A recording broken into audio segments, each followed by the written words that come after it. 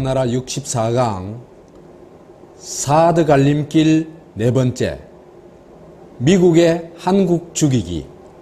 사드에 대해서는 제가 세 차례 강의를 했습니다.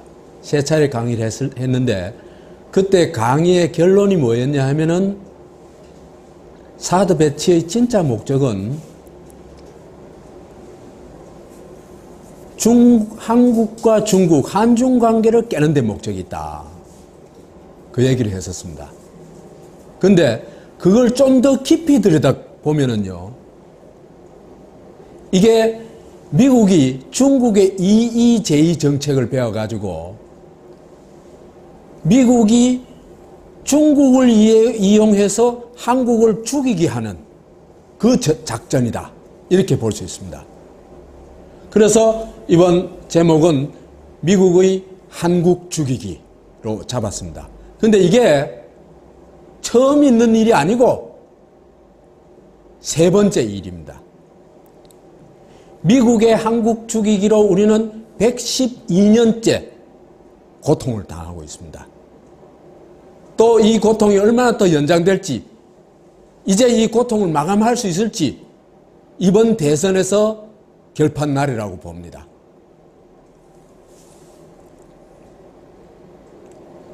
우선 사드는 사기예요. 사기인데 사드 자체가 이게 허상입니다. 허상. 뻥이에요. 왜 그런가 하니까 이 사드의 기술의 핵심이 뭐냐 하면은 저쪽에서 미사일을 쏘면은 그 미사일을 이쪽 미사일이 가서 맞춰가지고 격파한다는 거거든요. 그걸 과학자들이 뭐라고 하냐 하면은 총알 맞추기 게임이라고 그래요. 아니, 우주에서 미사일 맞추는 거나 한 1km 사이에 두고 총알 맞추기 시합하는 거나 비슷하다는 거예요. 이거는 애초에 실현 불가능한 프로젝트라는 겁니다. 그걸 지금 물경 44조, 우리 돈으로 44조 원을 들여가지고 했는데 이 성과가 하나도 없다는 겁니다. 지금까지. 사드 이제 저쪽 미사일이 오면 이쪽에서 사드를 쏴가지고 이걸 타격을 하는 건데 그걸 타격한 실례가 하나도 없어요. 그 다음에 이 타격을 하는 것도 정면으로 올 때만 타격이 가능하고 측면이나 후면에서 오는 건 타격이 전혀 불가능해요. 그러니까 누가 사드를 향해서 딱 정면으로 미사일을 쐈을 때 그나마도 이걸 타격할 수 있는 가능성이 있는데 그것도 지금까지 실증된 게 단 한 번도 없습니다. 그 미국 LA 타임즈에서 보도한 내용이에요. 그러니까 이게 순뻥이라는 얘기입니다.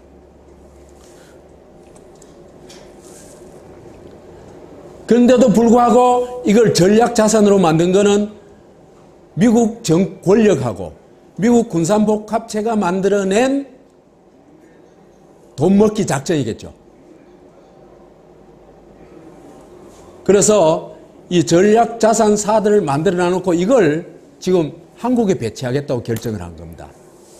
이 한국에 배치하겠다 결정한 것도요, 이것도 놀라운 일이에요. 전략자산은 미국 외에 배치가 불가능한, 미국이 전쟁에서의 최종 승리, 자국 안보를 위해서 가장 중요한 자산을 전략자산이라고 그러는 겁니다. 이걸 한국에 배치하기로 결정을 했다는 것 자체가 한국이 뭐란 얘기죠? 미국 이나 다름없는 땅이란 얘기입니다.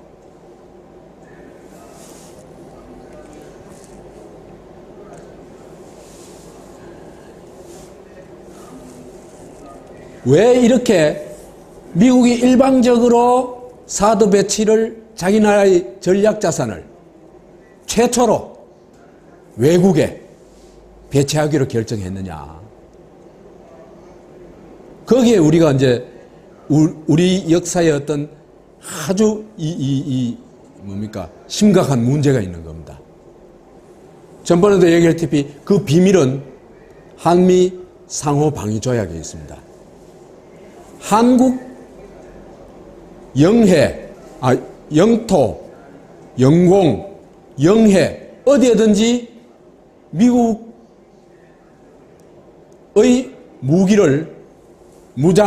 무기를 배치할 수가 있습니다.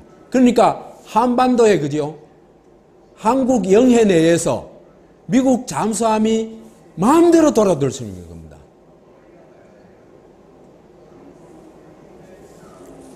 그래서 한국은 미국보다도 미국에게 더 환상적인 미군 기지다. 그러니까 일방적으로 사드를 배치하기로 결정한 겁니다. 그리고 그 사드 배치를 앞장서서 환영한 게 박근혜 정권이고요. 이런 사드가 미국이 전략자산을 해외에 배치할 때는 이게 한국을 위해서 배치하는 거겠어요? 미국을 위해서 배치하는 거겠어요? 당연히 미국을 위해서 배치하는 겁니다. 아니 전략자산을 한국 위해서 배치한다는 건 말 자체가 성립을 안 합니다. 이거는.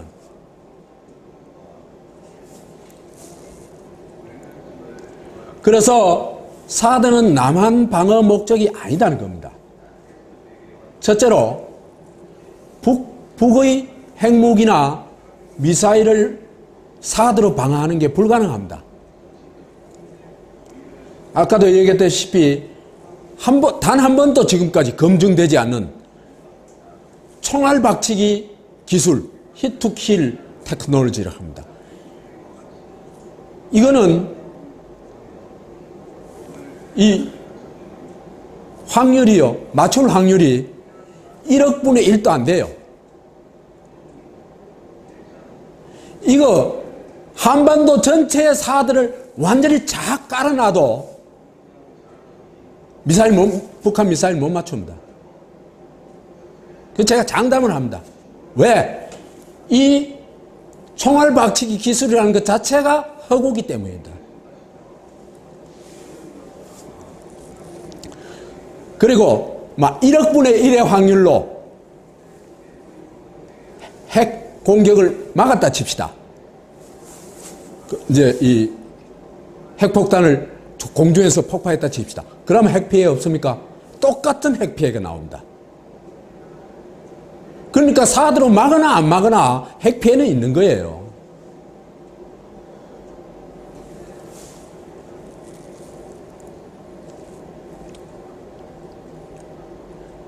그 다음에 이 사드로 서울 방어가 전혀 안 되게 성주에다 갖다 배치해놨죠.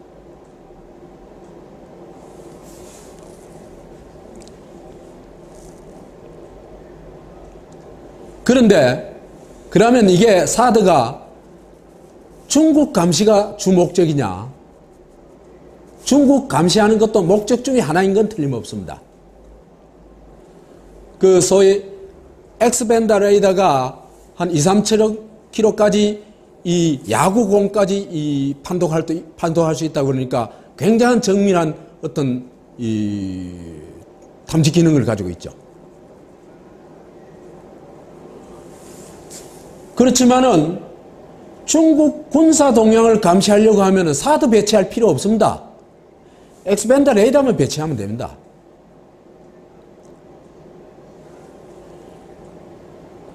그런데 왜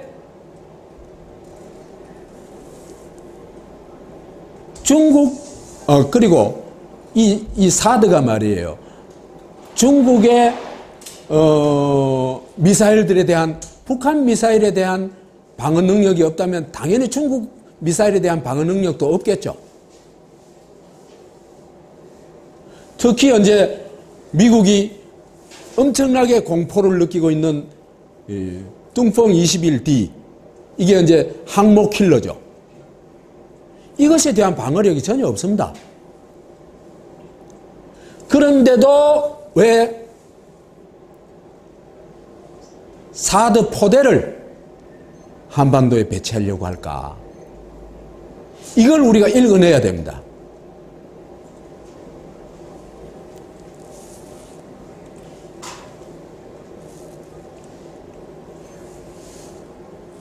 그래서요, 사드 배치가 우리 전번에 얘기할 때 한중 관계를 깨는 게 목적이다 그랬죠. 그죠? 한중 관계를 깨는 게 목적인데, 단순화식에서 얘기를 하자면 그런데요, 좀 더 세밀하게 보면은 미국이 지금까지 동아시아에서 일관되게 추구했던 작전이 뭐냐 하면은 방어망을 구축하는데 있어가지고 일본을 주력으로 하고 한반도는 그 일본을 방어하는 선으로 한다는 겁니다. 그러니까 일본을 키우고 한국을 죽이는 것이 미국의 기본 동아시아 전략이다, 이렇게 볼 수 있습니다. 사드도 그런 전략 중에 하나다, 이렇게 보면 되겠습니다.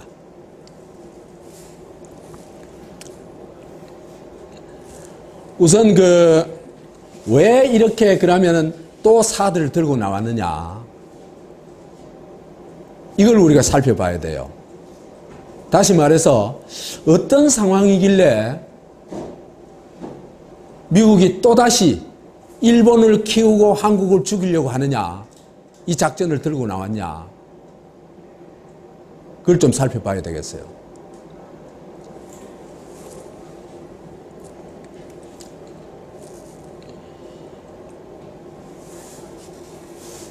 세계 체제의 중심이 이동하고 있다는 건 이미 웬만한 사람은 다 인지하고 있는 얘기죠.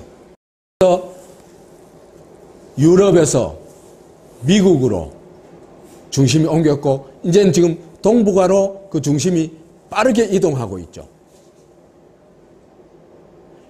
이 세계 체제의 중심이라는 것의 핵심적 힘이 뭡니까? 하나는 경제력. 기본은 경제력입니다. 그죠? 그 플러스 군사력이죠.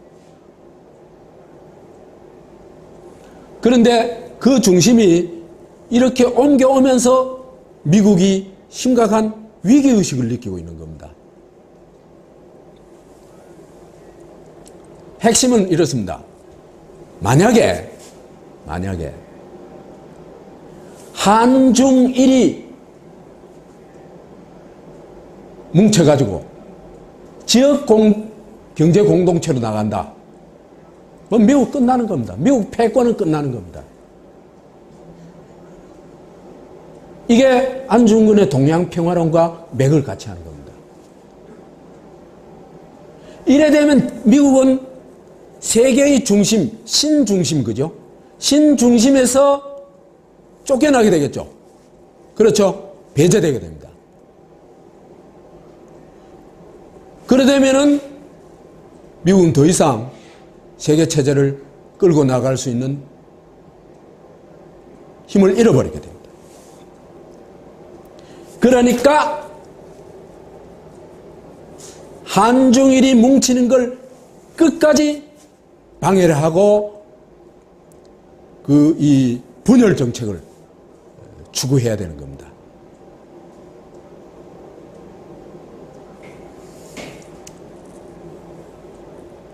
그런데요, 미국이 식겁한 적이 있어요. 김대중 때입니다. 김대중이 4대 강국 외교 그래가지고, 그죠?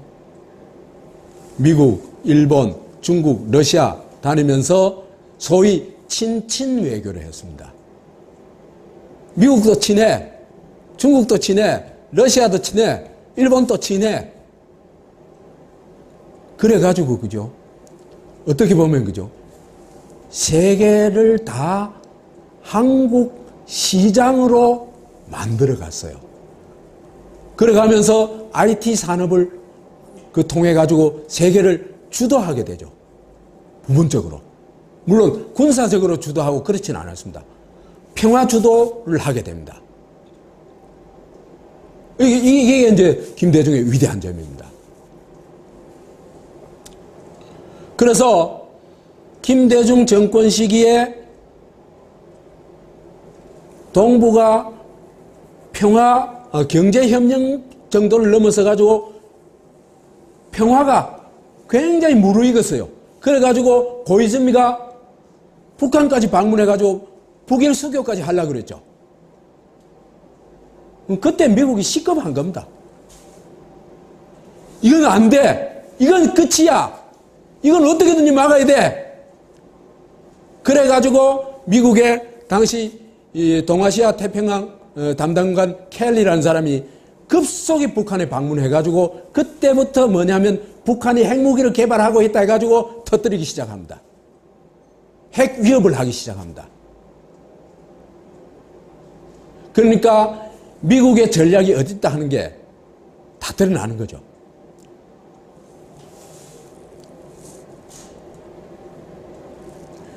그래서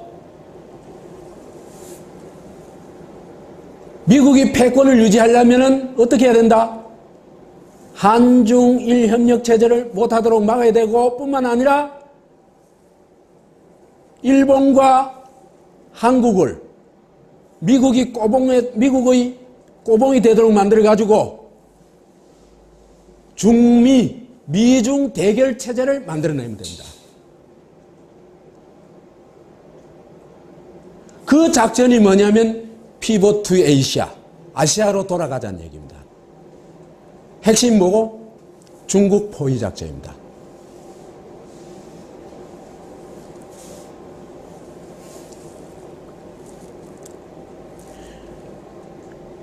왜 이렇게 겁을 먹느냐? 그 미국이 이 중국 포위에 막 이 국가 정책에 미국 오바마 시기에 그죠? 국가 정책의 최우선이 이 미국 중국 포위 적자입니다. 왜 일로 가느냐? 거기에 한중 관계가 관련이 되어 있습니다. 한국의 교역량이요, 한중 교역량이 한국과 미일 교역량을 압도하게 됩니다. 이래 되면 어떻게 됩니까? 정치적 관계요. 그거는 어제의 동지가 오늘의 적이 될 수도 있어요. 그런데 경제적 관계는요, 이거는 굉장히 장기 지속을 합니다. 경제적으로 우호관계를 한 맺어 나누면요, 이게 수십 년 가요. 특별한 변화가 없는 한. 그러니까 한중 경제 교류가 한미일 경제 교류를 압도한다는 것은 장차 한국이 어느 쪽으로 간다? 중국 쪽으로 가게 돼 있다는 겁니다. 막을 수가 없어요, 이거는. 그러니까 어떻게든 이걸 단절시켜야 되는 겁니다.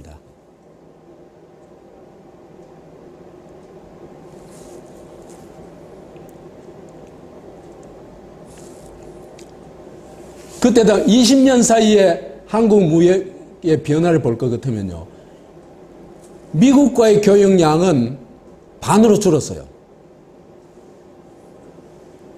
일본과의 교역량은 거의 3분의 1로 줄어들었어요.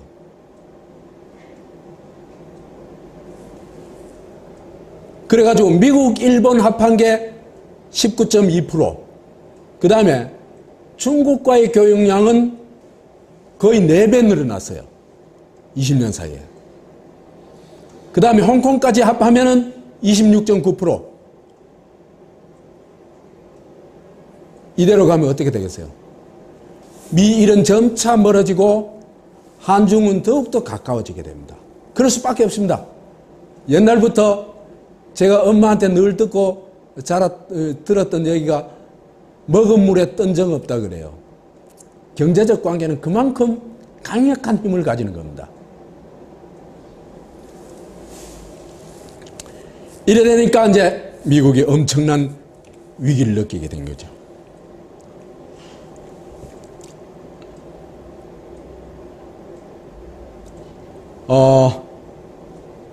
G2 중국, G3 일본, G11 한국. 이 나라가 경제협력, 거기다가 아시안까지, 그죠? 경제협력을 하면요. 천하막강이에요. 이걸 이길 자가 없어요.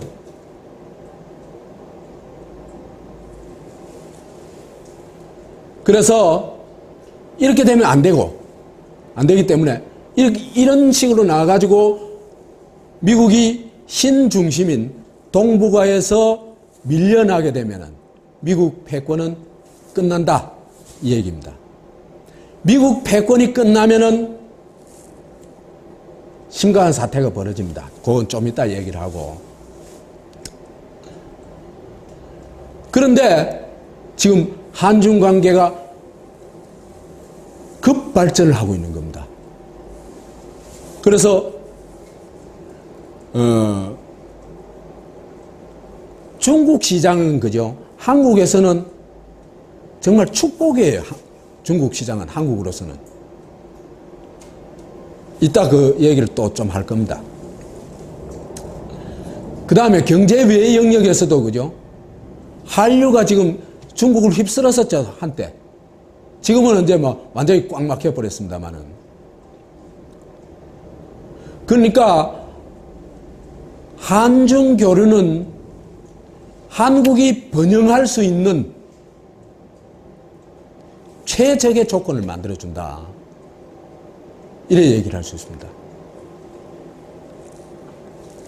그렇게 본다면은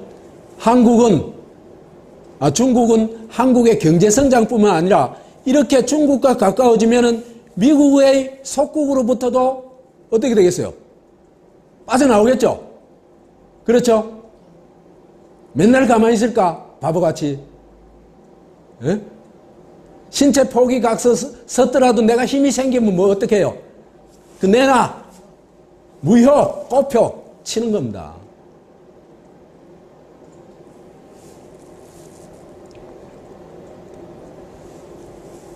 이제 미국이 재앙적 미래를 보기 시작한 겁니다. 야, 이대로 가면은 정말 큰일 나겠구나. 한중 관계를 가만 내버려 두면은 이거 정말 큰일 나겠구나. 환상적 미군 기지까지 이럴 수도 있다.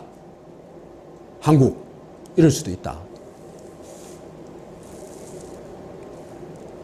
그리고 이래 가면은 한국이 미국 속국에서 미군 기지에서 벗어나 가지고 주권 국가로 당당한 주권 국가로 가는 것은 다만 시간 문제다. 그래 얘기할 수 있습니다.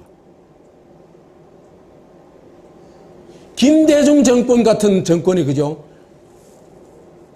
10년만 딱 집권하면요. 앞으로 한국 당당한 세계 주권 국가가 될 뿐만 아니라 경제력도 그죠? 저는 세계 10위 내에는 충분히 들어갈 수 있다고 봐요. 이 조그만한 나라가. 그렇게 되는데 결정적으로 우리한테 중요한 축복이 뭡니까? 중국의 존재입니다.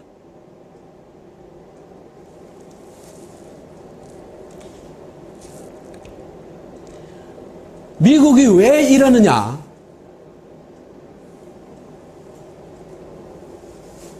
미국이 그죠?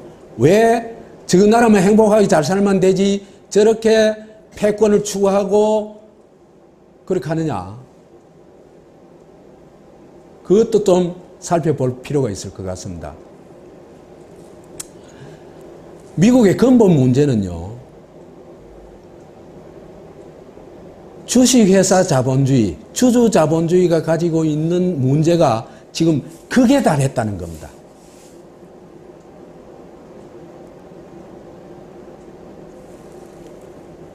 이거는 사실은 이렇게 간단하게 설명해서 될 일이 아니고 좀 제가 이쪽도 그 자료를 많이 찾아보고 공부를 좀 했어요. 공부를 했더니 야 이거 미국 쪼개지는 거 어떻게 보면 시간 문제일지도 모르겠다 하는 생각이 들어요. 우선요, 미국의 빈부격차가, 양극화, 빈부격차가 세계 최고 수준이거든요. 중남미 국가 수준이에요.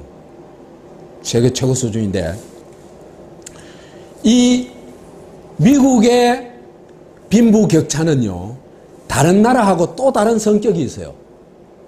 뭐냐 하면은, 다른 나라는 인종 문제가 관련되어 있질 않아요.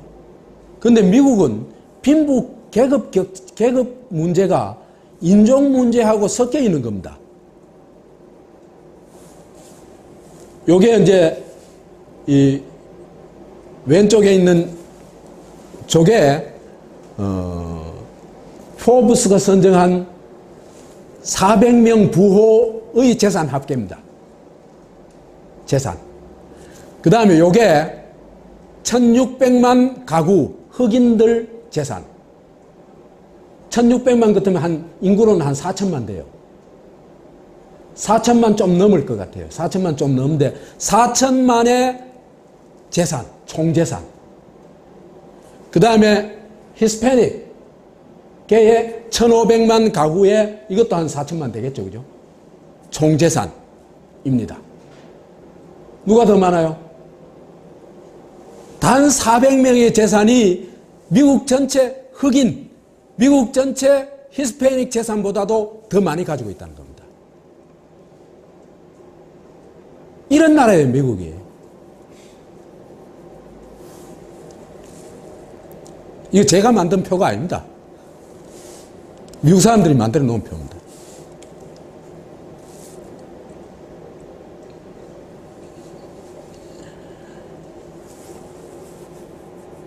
어, 1%의 소득이, 그죠? 1%의 평균 소득이 90% 평균 소득의 38배가 돼요.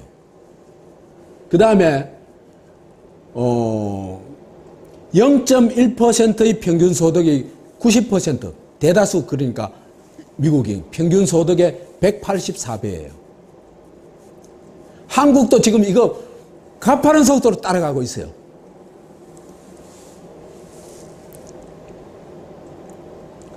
아까 얘기했던 400명 거부, 흑인 전체의 1.5배. 그 다음에 400명 거부가 라티노, 그리고 히스패닉 전체의 1.3배 재산을 가지고 있는 겁니다. 이게, 그죠? 왜 이래 됐냐 하는 거거든요. 1920년대부터 70년대까지는요, 꾸준히 경제 민주화가 됐어요. 그런데 레이건이 들어서 70년대 말에 레이건이 들어서면서부터 미국이 양극화가 극단화하고 빈부격차가 극단화하게 됩니다. 이게요, 뭐하고 관련되어 있냐 하면요, 이 조사를 해보니까 노동조합 조직률하고 관계되어 있어요.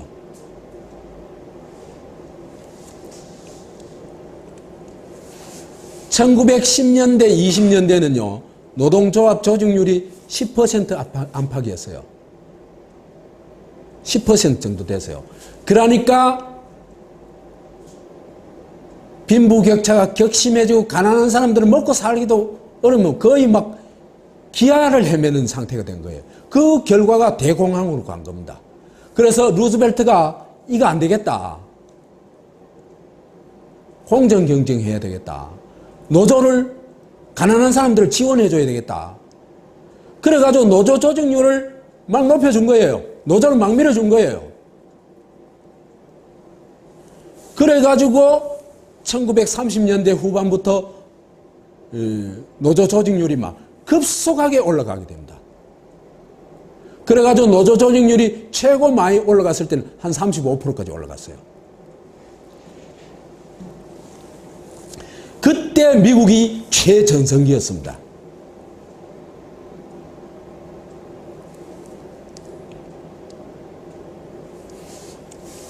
그래서 1940년대에서 70년대 중반까지는 한 30% 정도 노조 조직률을 유지합니다.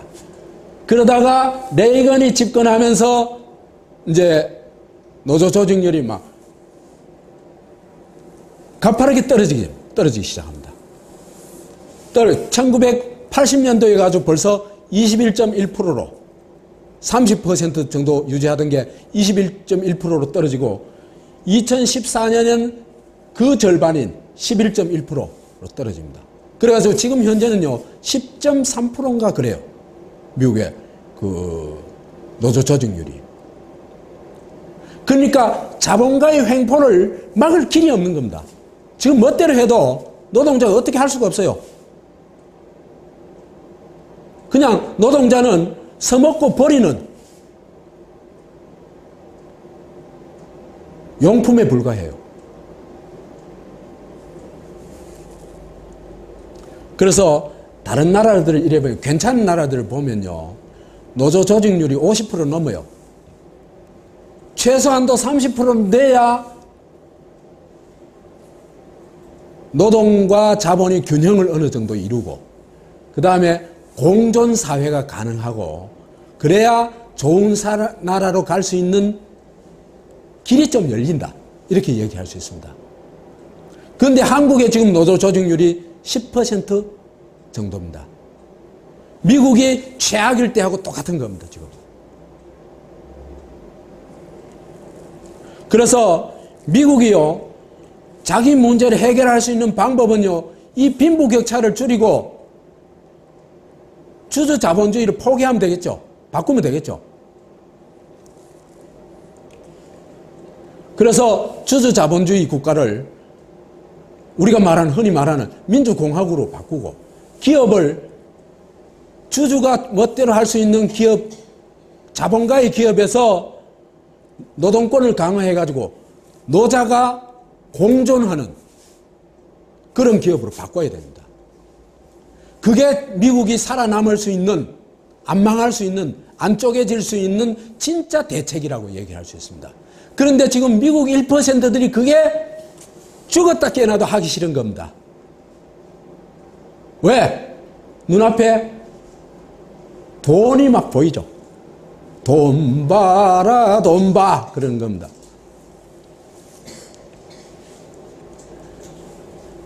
그래서 현 체제를 유지하기 위해서 만들어낸 대책이 패권 전략입니다. 진정한 개혁은 안 하고 1%가 독점하는 체제를 그대로 유지하면서 미국을 지탱하고 싶은 겁니다. 그러면 어떻게 되겠습니까? 세계 패권을 차지해가지고 세계 패권 중에도 경제적 패권으로서는 핵심적인 게 달러 패권이죠. 그죠? 달러 찍어내가지고 그냥 제3세계 물건들을 그냥 거의 공짜로 가져오다시피 하는 겁니다. 달러 찍어내봐야 그냥 종이입니다. 종이.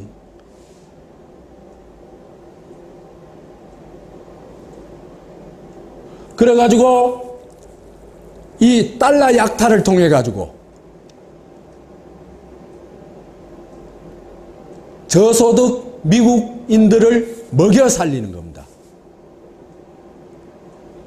미국이요 사회보장이라는 측면에서 그렇다면 한심한 나라인데 그래도 한국보다는 꼽으로 나왔습니다. 미국은 이 사회보장 GDP 대비 사회보장 비용이 한 20%쯤 되는데 한국은 10%쯤밖에 안 돼요. 10%예요. 그러니까 이래 엉망진창인 의료보험조차도 엉망진창인 미국도 그죠? 한국보다 꼽으로 낫다는 얘기입니다.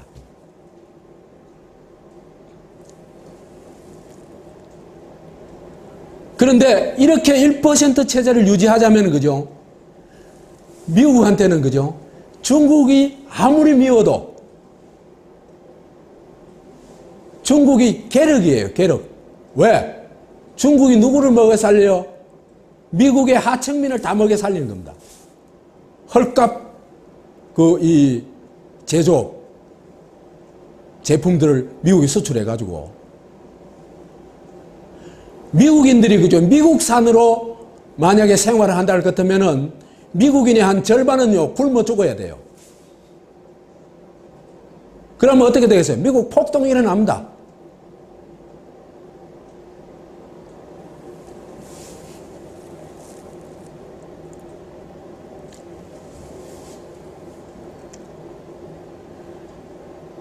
그래서 이 패권을 유지하기 위해서는 딴 지역에서도 패권 전략이 필요하지만 가장 중요한 곳이 신흥 이 미국을 위협하는 국가로 막 급성장하고 있는 중국을 포위하는 게 1차적으로 중요하다고 본 겁니다. 그게 피봇 투 에이시아 중국 포위 전략입니다. 그래서 도전자 중국을 한국, 일본, 대만, 필리핀, 베트남, 캄보디아, 인도, 파키스탄, 아프가니스탄, 카자흐스탄 이걸로 쫙 해가지고 포위하자. 그 다음에 북쪽으로는 이제 몽골, 앞으로는 또 누구하고 손잡아가지고 하락합니까? 러시아까지 손잡아가지고 중국을 포위하겠다는 거거든요. 근데 이게 망상이에요.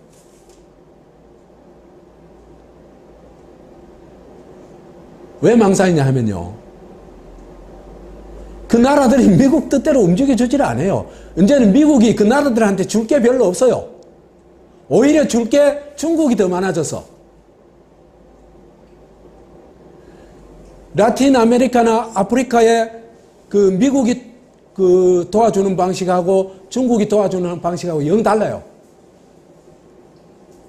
미국이 도와주는 방식은 완전히 속국화 만들려고 하는 방식이에요. 그런데 중국이 도와주는 방식은요, 그 나라에 투자를 해주는 방식이에요. 그러니까 중국을 훨씬 선호해요. 제3세계들이. 미국이 이런 망상을 가져봐야 시대착오적인 망상이에요. 안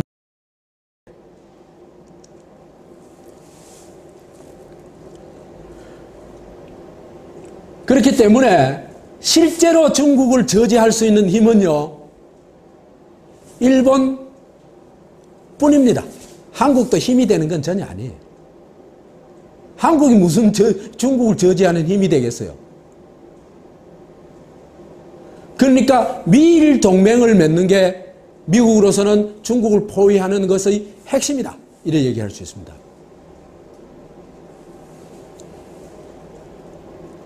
그런데 한국이란 나라가 필요한 게 아니고 뭐가 필요해요? 한국이라는 기지가 필요한 겁니다. 미국한테는. 왜? 이 한국이라는 게 뭡니까? 한반도라는 게 중국의 목에다가 권총을 대고 있는 거거든요. 말하자면 미국은 중국을 겨냥한 권총이 필요한 겁니다. 지금.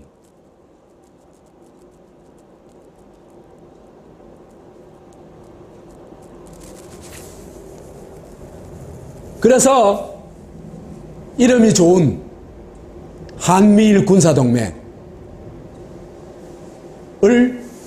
하려고 하는데 이거는 한미일 군사동맹이 아니에요.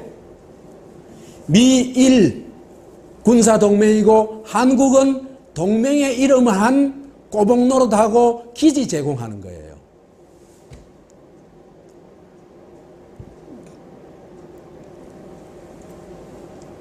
그래서 이거는 미일한 조폭동맹이라고 할 수 있는데 미국이 두목짓 하는 거예요. 미국이 중국 포위해 하면 포위하는 거예요. 왜 일본은 왜 따라갔냐? 일본은 왜 따라가겠어요? 일본 지금 누가 집권하고 있어요? 아베 군국주의 세력이거든요.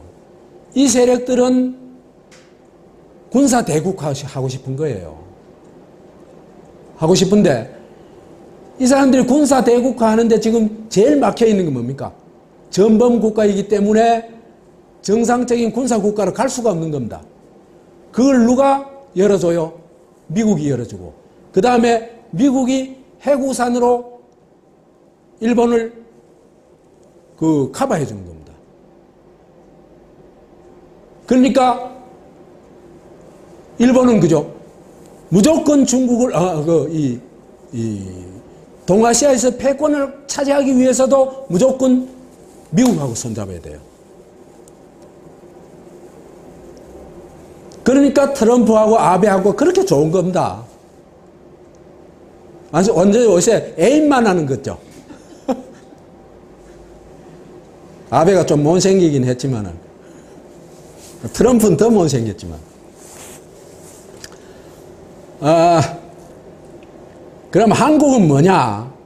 꼬복 노릇 하면서 기지 제공하는 겁니다.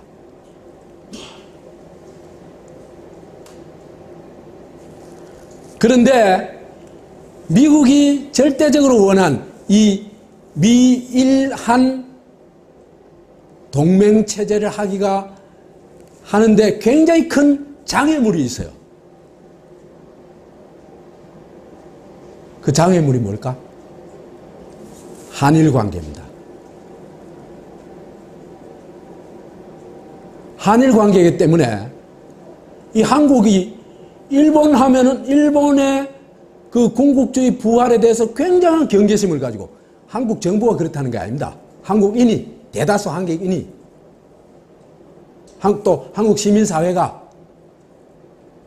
그 다음에 식민지 시대에 대한 어떤 그 반성과 사과와 배상이 거의 이루어지지 않은 데 대한 분노를 가지고 있는 겁니다.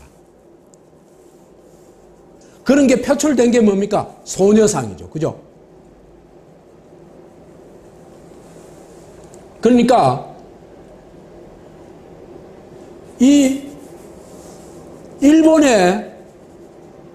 일본하고 한국하고 사이가 좋아야 중국 포위가 수월한데, 일본하고 한국하고 사이가 안 좋으면은 이 한미 동맹도 굉장히 좀 어려워져요. 한미 동맹뿐 아니라 미일한 동맹도, 그죠? 힘을 발휘하기 어려워요. 예를 들면 누구 때 그랬습니까? 노무현 대통령 때 그랬거든요. 그 독도 연설, 그 유명한 독도 연설이 있죠. 그러니까 이 한국하고 일본하고 막 극과 극으로 치닫게 되잖아. 그거는 심지어, 그죠? 이명박 정권 때까지도 그랬죠. 독도에 가서 한번 그 쇼 한번 하니까 일본이 막 바르르 떨죠. 그러니까 이런 한일 관계를 그대로 두고서는 미일한 동맹체제가 제대로 작동하기 어렵다고 보는 겁니다. 그러면 어떻게 해야 되냐? 한국이 일본한테 형님하고 고개 숙이기를 기대하려면 어떻게 해야 되겠습니까? 한국이 힘이 일본의 5분의 1만 돼도, 그죠? 절대 일본한테 기 안 죽습니다. 그건 장담을 합니다. 왜 그러냐면요, 식민지의 아픈 경험이 있거든요. 그건 절대로 잊어버릴 수 없거든요.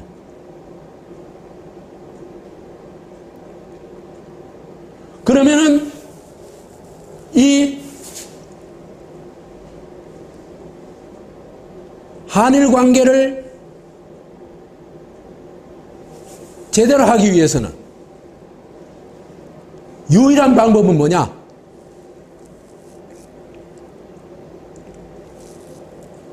그 전에 이 한일, 이제 한일 동맹도 중요한데, 한일 동맹은 지금 없죠. 그죠? 한일 동맹을 맺도록 해가지고 어쨌든지 미일한 동맹체제를 구축해야 되는데, 한국이 이걸 안 하고 한중 동맹으로 가버리면 어떻게 되냐? 미일한 동맹은 무력화해버리겠죠. 그렇죠? 뿐만 아니라 중국 포위작전도 실패하게 됩니다. 그러다면 미국은 세계 패권도 상실하게 됩니다. 이거는 미국의 악몽입니다.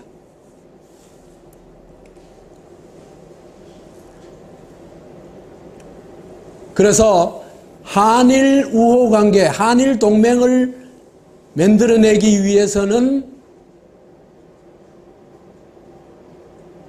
한국이 작아져야 됩니다.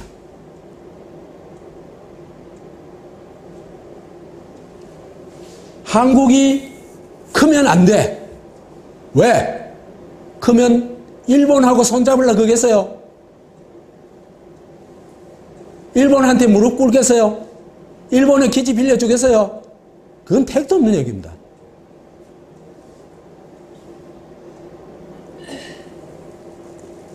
한국이 진짜 주권 국가가 돼버리면은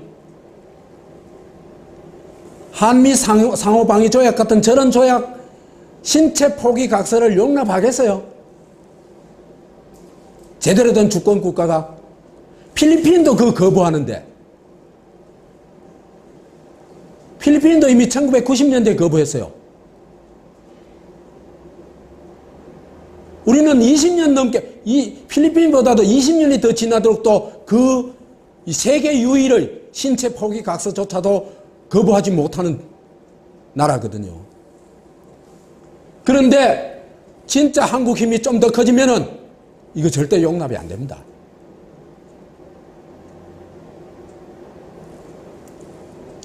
더구나 한국이 일본하고 맞짱 뜰 정도가 된다. 미일 동맹은 완전히 끝납니다.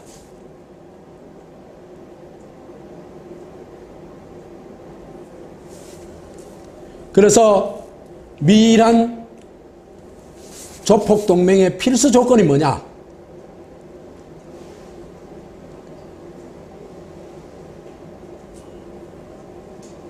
한국이 일본 앞에 무릎을 꿇지 않으면 안 되도록 만들어야 되는 겁니다.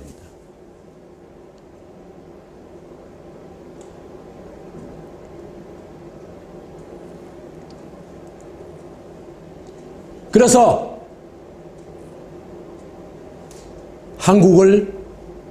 한국이 너무 커버려서 한국을 조져야 돼. 이걸 어떻게 조지지? 사드. 그겁니다.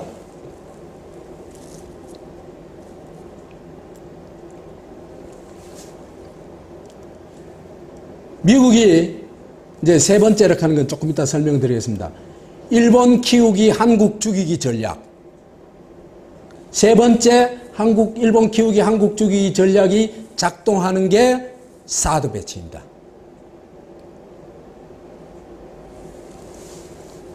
이 사드 배치를 하기 위해서는요, 첫째로 해야 될 게 한국을 미국, 일본 아니면 도저히 손잡을 데가 없는 고립무원으로 만들어야 돼요. 그래야 되겠죠, 그죠? 그래야 미국이 일본 앞에 무릎 딱 꿇고 앉아가지고 시킨 대로 하겠습니다 하겠죠.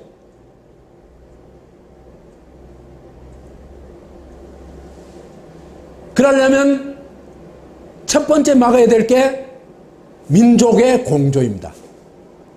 남북 공조를 어떻게든지 막아야 되는 겁니다. 남북 공조를 막는 핵심이 뭐냐? 북핵 위협입니다. 북의 핵무기를 개발해가지고 한국의 존립 자체를 위협하고 있다. 근데요, 이거는 말도 안 되는 얘기입니다, 사실은. 한국에다 핵무기를 예를 들어서 10발을 쏟다 할 거면 북한엔 영향이 없을까요? 남북이 다 망하는 겁니다.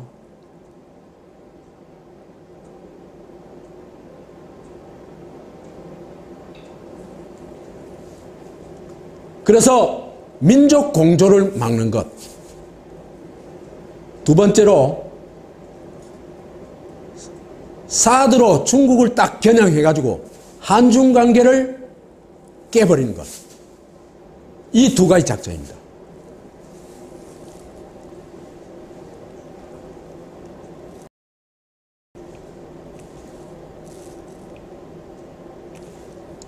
EJ 사드 전략.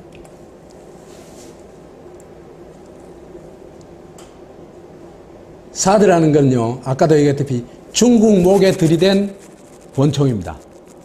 이게 미국 입장에서 말하겠다면 1960 몇 년도? 60년도?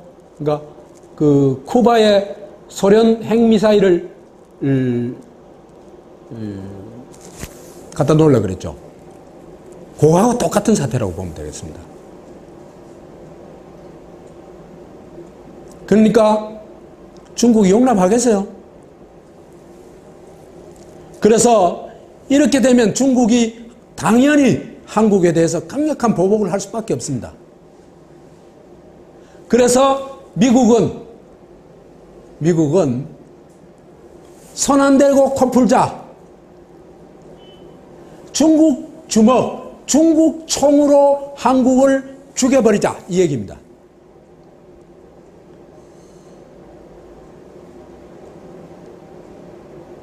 얼마나 좋아요.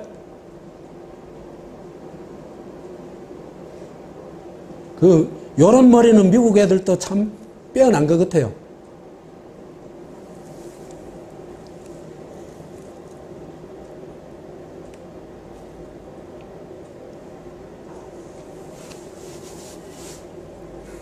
이 일본 키우기 한국 죽이기가요, 지금 3번째입니다. 우리는 이걸 너무나 쉽게 잊고 있어요.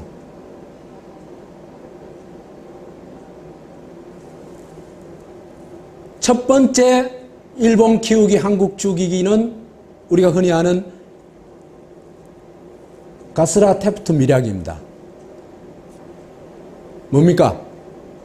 조선은 일본을 먹고 필리핀은 미국이 먹기로 밀약을 한 거죠. 그렇죠, 그죠?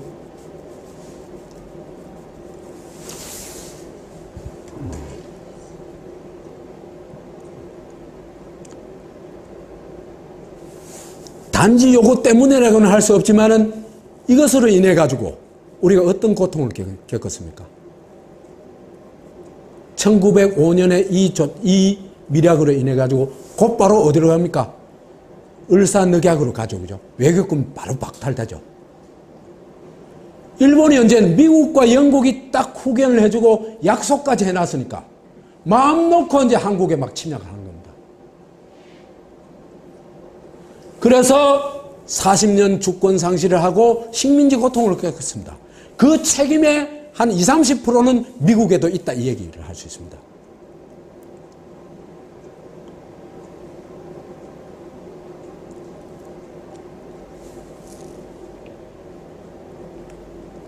두 번째, 일본 키우기 한국 죽이기가 뭐였냐?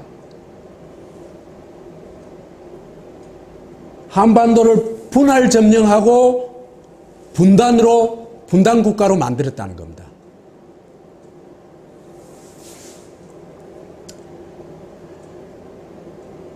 미국이요, 그때 당시 이 전쟁으로 원자폭탄을 터뜨리지 않았으면은 전쟁이 한 최소 6개월 정도는 더 갔어요. 6개월 정도 더 가면은요, 어떻게 됐냐? 러시아가 중국 점령, 한국 점령, 그 다음에 러시아가 아니고 소련, 이 일본 일부까지 점령할 수 있어요. 그러면은 한국이 아니고 누가 분단돼야 돼요? 일본이 분단돼야 되는 겁니다. 왜? 패전국이죠. 패전국 독일이 분단됐는데 왜 한국이 분단됐어요? 그건 100% 미국 탓입니다. 왜? 미국을 먹기 위해서 미국이 일본을 독차지하기 위해 가지고 전쟁을 빨리 끝내려고 원자폭탄을 투하한 겁니다.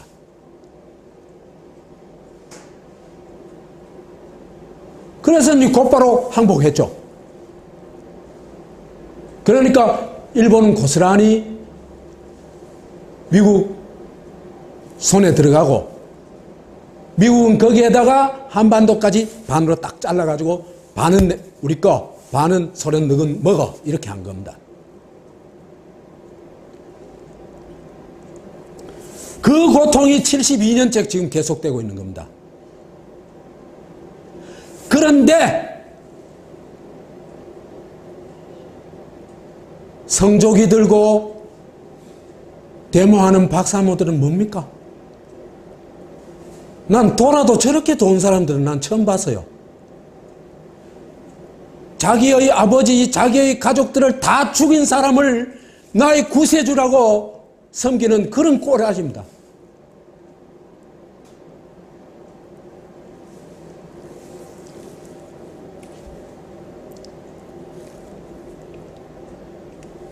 그래서 미국은 일본 방위를 위해 가지고 남한을 반공전선으로 만들었죠. 그러니까 여기는 반공주의를 벗어날 수가 없는 겁니다. 미국이 있는 한, 미국이 지배하는 한. 그래서 우리 독립군들이 세우려고 했던, 상해 임시정부가 세우려고 했던 대한민국의 꿈은 물거품이 되어버리고 반공 조폭 국가로 변질되어 버린 겁니다. 이 책임은 미국이 70% 이상 져야 됩니다.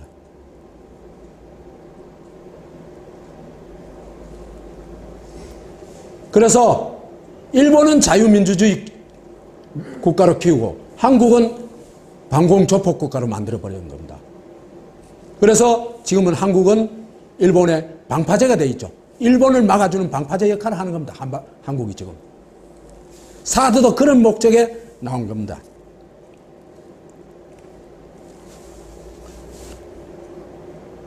(3차는) 바로 세 번째 일본 기우기 한국 죽이기가 바로 사드입니다. 이 과정이 아주 정밀하게 이루어졌어요. 소위 위안부 문제 해결, 한국한테 일방적으로 해결해라고 요구한 거죠. 그죠? 이런 겁니다. 사실상 이런 겁니다. 야, 박근혜! 명령이야. 일본하고 손잡고 화해해. 선생님이 있잖아. 그죠? 애들 둘이 불러놔놓고 화해해. 화해하는 거 똑같은 겁니다.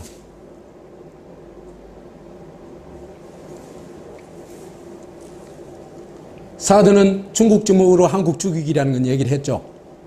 그 다음에 이제 본격적으로 미군 기지를 한일 기지로 만들어가기 시작하는데 그 첫발이 뭐냐? 한일 군사 정보 보호 협정입니다.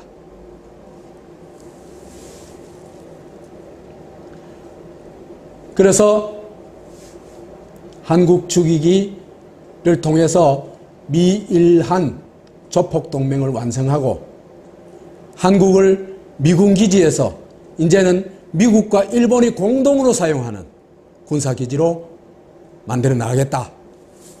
이런 시도가 담겨 있는 것이 바로 사드 배치다. 그래 보면 되겠습니다. 저는 이 장면에서 한국인한테 묻고 싶어요. 미국의 한국 죽이기 112년 이것만으로도 모자랐냐? 언제까지 우리가 이렇게 살래? 한국인한테 묻고 싶어요.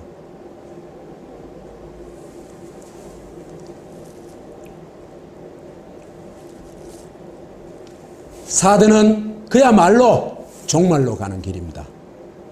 사드는 죽는 길입니다. 한마디로.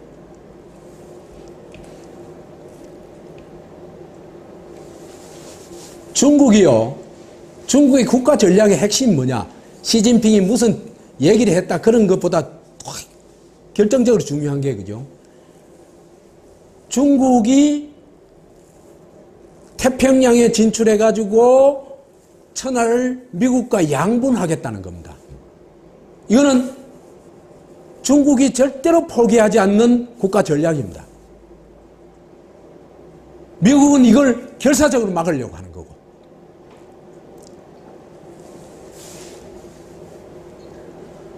그렇기 때문에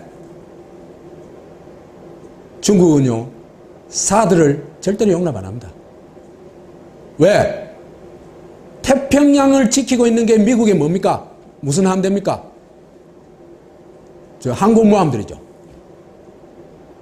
항공모함들인데 이 항공모함 킬러에 대한 이 아까 얘기했던 뚱뻥 21D 감시를 하는 게 엑스펜더레이 됩니다. 그러니까 중국의 무기를 무력화시키겠다는 겁니다. 미국의 의도는. 이건 중국이 절대로 용납을 안 하죠. 그래서 미국이 옛날에 쿠바 미사일 배치를 용납 안 한 거하고 똑같은 겁니다. 그래서 50년 단교를 했죠. 쿠바하고. 그렇기 때문에 이거는 중국의 국가 전략이기 때문에 사드를 가지고 뭐 외교적을 해결한다, 중국을 설득한다, 꿈 같은 소리입니다. 그 어린애도 이런 소리 안 해요.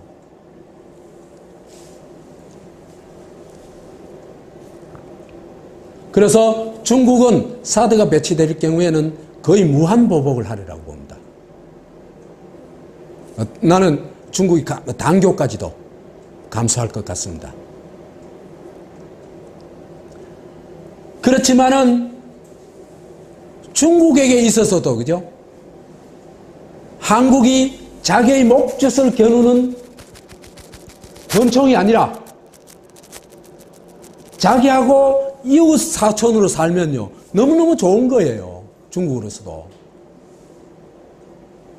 그렇기 때문에 중국에게 있어서도 한중우호 관계는 대단히 중요하다.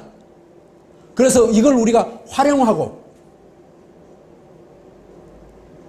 또 우리가 중국의 이런 여건들을 활용해 가지고 국가 번영의 기회로 삼을 수도 있습니다. 그런데요, 중국의 보복이 어떻게 될 거냐, 어느 정도 될 거냐 하는 걸 알아보기 위해서는 우선 중국의 기술력, 경쟁력이 어느 정도 되는지 그것부터 좀 알아보는 게 필요할 것 같습니다. 지금의 중국은 옛날의 중국이 아닙니다. 20, 30년의 중국이 아닙니다.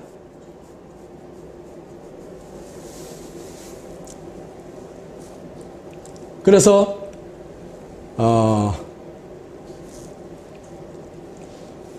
어떤 기사를 하나 찾아봤는데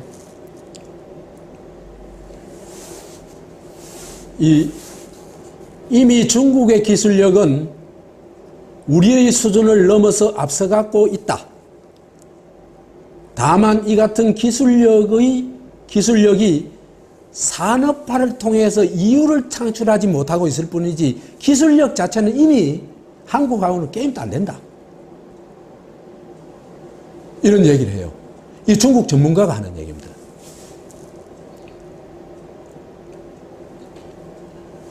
그래서 이제 이 서울시립대 경영학과 표민찬이라는 사람이 이제 이 중국 기업에 대해서 연구를 많이 한 모양이에요. 이 사람의 주장이 이런 겁니다.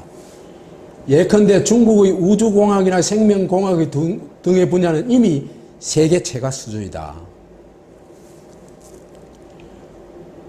그리고 중국은 원천 기술을 가지고 있다 이미. 그냥 남 거 뺏겨가지고 장사하기 위해 가지고 상품을 한 그런 수준이 아니다. 원천 기술을 가지고 있다.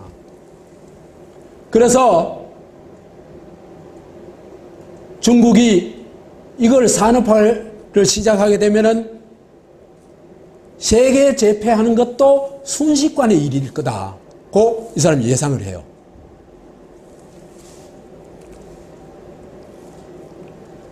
이 사람이 진짜 이제 걱정하는 게 그런데 우리나라는 내세울 수 있는 독자적 기술이 없다는 겁니다. 전부 뭐 이것저것 뺏겨다가 좀 융합했는 기술, 상품화하는 기술, 그거는 한국이 상당히 능력이 있어요. 그렇지만 원천 기술이 없으면 나중에는 결국은 깨지는 겁니다.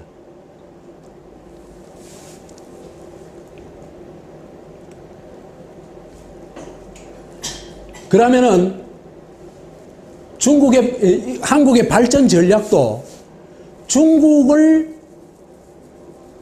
이해하고 중국의 어떤 그 현실과 대응하는 어떤 발전 전략을 세워야 된다는 겁니다. 그런데 그래서 이 사람이 주장하는 게 우리가 지금 기술력으로 중국하고 맞서려고 하는 거는 기술력, 경쟁력으로 맞서려고 하는 그거는 애초에 게임 안 되는 거다. 그럼 포기하는 게 낫다. 그러면 어떻게 해야 되냐 하면은 유럽의 그 소국들 있잖아요. 작은 나라들. 예를 들면 룩셈부르크가 세계 최고, 개인소득이 세계 최고로 높은데 이 나라를 좀 참고할 필요가 있다. 그렇게 얘기를 하는 겁니다. 그래서 이런 주장을 합니다. 세계적으로 1인당 국민소득이 높은 나라들을 보면은 유럽 작은 나라들이 많은데 주변의 강국인 프랑스와 영국, 독일 등의 시장을 잘 활용하고 있다는 겁니다. 그래서 우리도 중국 시장을 제대로 활용하자. 그게 이 사람의 주장의 핵심입니다.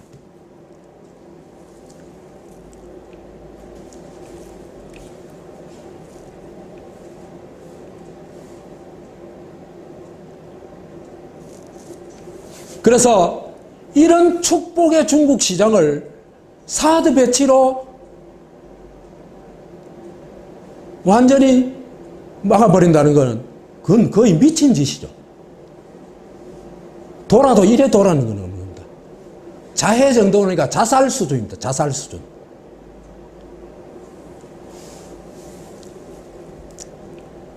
그러면 우리가 중국하고에서 진짜 경쟁력이 있느냐? 그 경쟁력도 이미 중국한테 완전히 져서 깨지고 있어요. 경쟁력 없습니다, 지금. 최근에 이 보도된 자료예요. 세계의 수출 품목 1위 수출 품목이 중국이 차지하는 게 31.6%입니다. 1762개국, 한국은 고작 68개예요. 그러니까 중국이 한국의 26배입니다. 그러니까 중국 시장을 활용하는 방식으로 가야 되지 중국하고 충돌해가지고 가는 방식은 죽는 길이다. 이 얘기입니다. 지금 우리가 어디로 가고 있어요? 중국 시장을 활용하는 방식이 아니고 중국하고 충돌해가지고 죽는 길로 가고 있는 겁니다. 지금.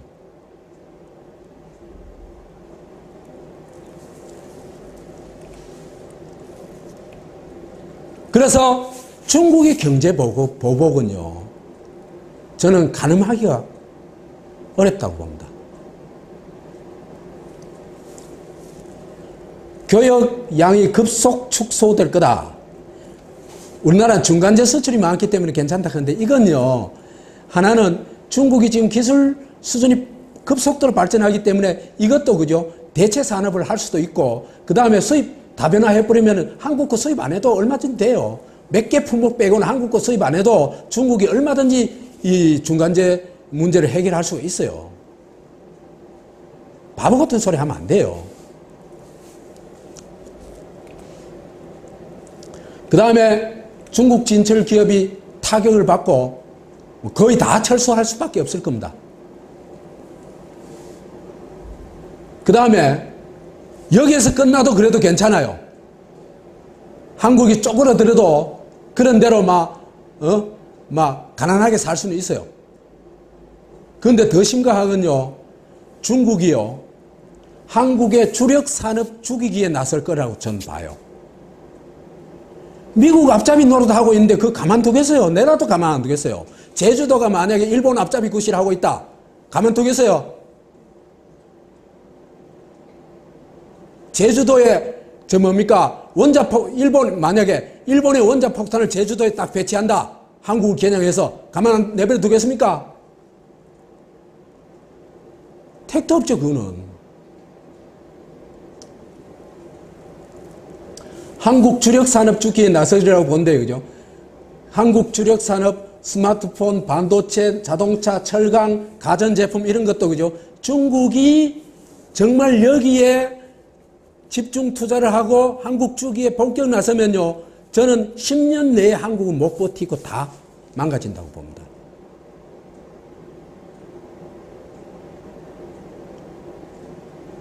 그렇기 때문에 중국과의 우호 관계는 정말 우리가 존립할 수 있는 기반이고 번영할 수 있는 길입니다. 그렇다고 내가 미국하고 나쁘게 하자는 얘기 아니에요. 사드 배치 안 하고 미국하고도 좋고 지내기 있어요.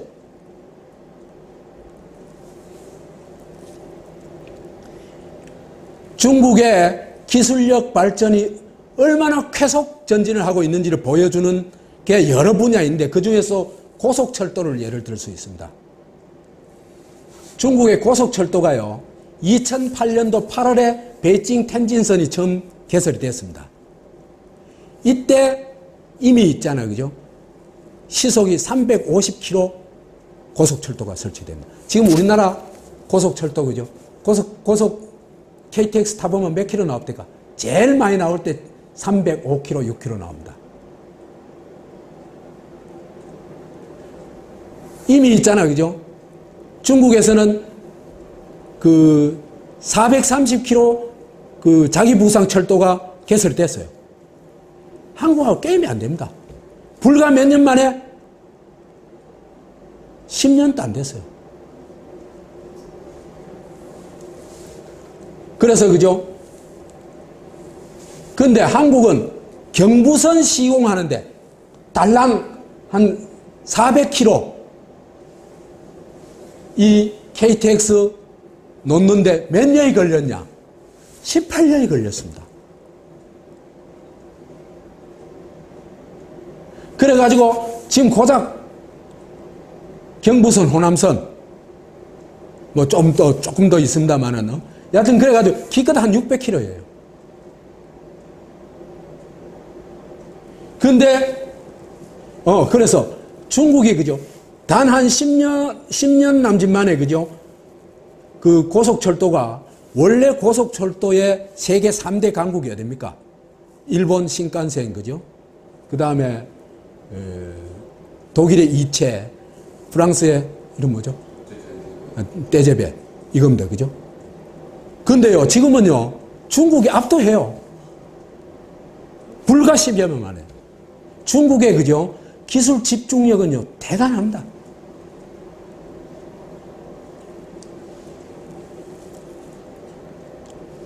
그래서 이런 보도가 나옵니다. 고속철도 수출액이 상반기에만 2조 5천억 원에 달하고, 그 다음에 102개, 세계 102개 나라의 국가와 지역의 고속철도를 수출하고 있어요.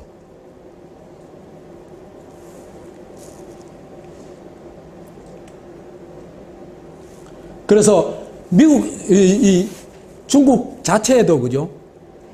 고속철도망이 우리가 아까 한 600km 그랬죠? 2만 km 넘었어요.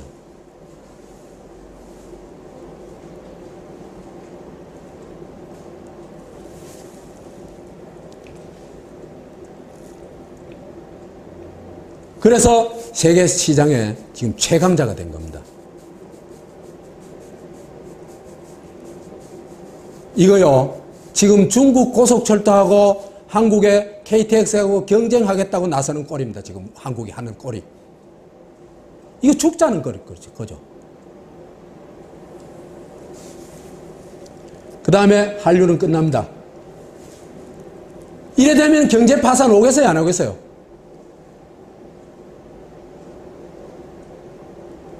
이건 제가 생략할게요.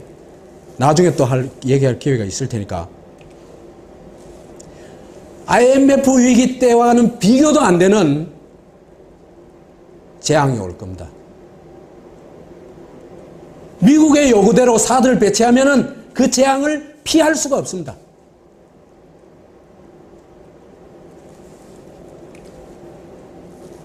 그 다음에 당연히 이제 유사시에는 미일 총알까지 되는 거죠. 왜? 한국이 중국을 겨누는 기지가 돼 있거든요. 초토화 되는 거죠. 뭐. 이런 병신짓을 앞장서가지고 하는 게 박근혜입니다. 세력이고 유승민이고.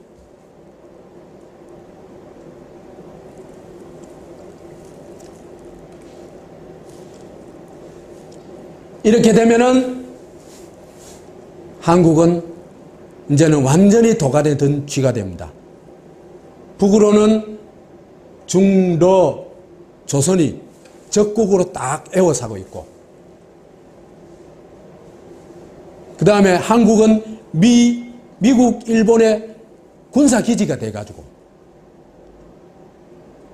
그냥 총알바지 역할을 하고, 그래 되면 출구 없는 지옥이 되어버립니다. 한국은.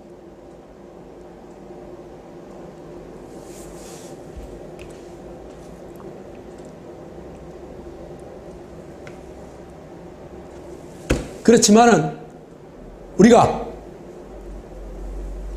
최악의 조건도 그죠? 최선의 기회로 바꿀 수 있는 방법도 있습니다.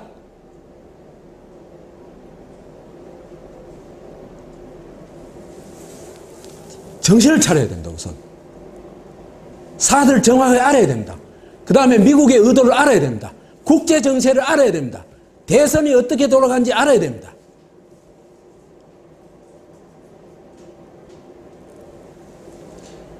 과거의 모범을 보여준 게 김대중이었고, 지금 정신을 차리고 대반전의 길을 보여주고 있는 사람이 이재명입니다.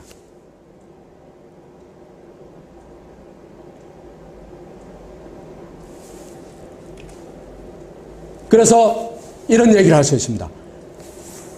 이번 대선은 사드 철회 대 사드 배치의 싸움이다. 그래서 이재명 대 나머지의 싸움이다. 나머지 중에 하나가 집권하면은 이 나라는 곧 망할 나라로 계속 질주한다.